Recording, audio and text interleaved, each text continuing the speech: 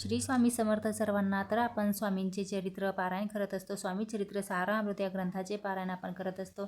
तर आपण खूप भाग्यवान आहोत की आपल्याला स्वामींची सेवा मिळाली आहे आणि आपण स्वामी चरित्र सारामृत या ग्रंथाचे पारायण आपण करत असतो. तर त्यावरती स्वामी काय म्हणतात तर चला जाणून घेऊया. श्री स्वामी चरित्र सारामृत पारायण याहून मोठं भाग्य काय. स्वामी स्वतः म्हणतात, पारायण म्हणजे मी आणि माझ्या भक्तांची गुप्त वार्ता. स्वामींना कठीण नियम नको, फक्त श्रद्धा विश्वास हीच त्यांची दोन डोळे आहेत. तर आपण स्वामी चरित्र पारायण करत असतो. तर आपण आठवड्यातून एक दिवस करतो, गुरुवारी किंवा एकादशीला किंवा पौर्णिमा असल्यावरती, किंवा आपण नित्यसेवा म्हणजेच आपण रोज म्हणजे 7 दिवसांमध्ये आपण एक पारायण पूर्ण करत असतो. तर 7 दिवसांमध्ये एक पारायण पूर्ण करायचे. तर ते अध्याय कसे, तर चला आपण जाणून घेऊया की आपल्याला ते अध्याय कसे वाचायचे आहेत. तर पहिल्या दिवशी आपल्याला अध्याय 1 ते 3 वाचायचे आहेत. दुसऱ्या दिवशी आपल्याला अध्याय 4 ते 6 वाचायचे आहेत. तिसऱ्या दिवशी आपल्याला अध्याय 7 ते 9 वाचायचे आहेत. चौथा दिवस अध्याय 10 ते 12. पाचव्या दिवशी आपल्याला 13 ते 15 अध्याय वाचायचे आहेत. सहाव्या दिवशी आपल्याला 16 ते 18 अध्याय वाचायचे आहे आणि सातव्या दिवशी आपल्याला 19 ते 21 अध्याय वाचायचे असतात आणि आपला हा एक पारायण पूर्ण होतो. म्हणजे रोज आपण ज्या वेळेस पारायण वाचणार आहोत तीच वेळ आपल्याला दररोजसाठी ठेवायची असते.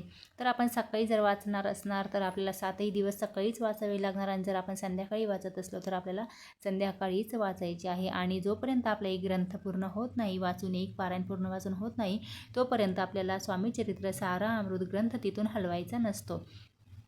आणि आपण नित्यसेवा करत असताना आपण कसलंही मांसाहार वगैरे खायचं नाही. आणि स्वामींना 7व्या दिवशी स्वामींना छान प्रकारे आपल्याला नैवेद्य दाखवायचा आहे आणि आपण रोजही दाखवलं तरीही चालतो. ज्यावेळेस आपण आपले 3ही अध्याय वाचून उठणार त्यावेळेस आपल्याला आरती करायची असते आणि स्वामींना नैवेद्य दाखवायचा असतो. आणि नसेल आपल्याला 7ही दिवस शक्य होत, जास्त तर महिलांसाठी हे शक्य नसतं कारण त्यांना मासिक पाळी येत असते आणि घरामध्ये वेगवेगळे काही अडचणी असतातच. तर आपण दर गुरुवारी आपण एक अध्याय वाचला तरीही चालतं. तर स्वामी चरित्र सारामृत हे अध्याय फक्त म्हणजे एक पारायण नसून तर आपण स्वतः आपल्या मुखातून स्वामींचे चरित्र म्हणजे स्वामींचे जीवन आपण आपल्या मुखातून व्यक्त करत असतो की स्वामींनी कशा लीला केल्या आहे, कोणत्या लीला केल्या आहे, कोणाला त्यांचा कसा अनुभव आला आहे, स्वामींनी किती चमत्कार दाखवले आहे, ते सर्व आपल्या मुखातून आपण ते सांगत असतो. आणि हो, या पारायण काळामध्ये आपल्याला जर काही अडचण आली, आता आपल्या हातामध्ये तर काही गोष्टी नसतातच, काही गोष्टी नैसर्गिक असतात आणि आपल्याला काही अडचण आली तर घाबरून जायचं नाही, कारण स्वामी इतके कठोर नाही आहेत. स्वामींकडे खूप माया आहे.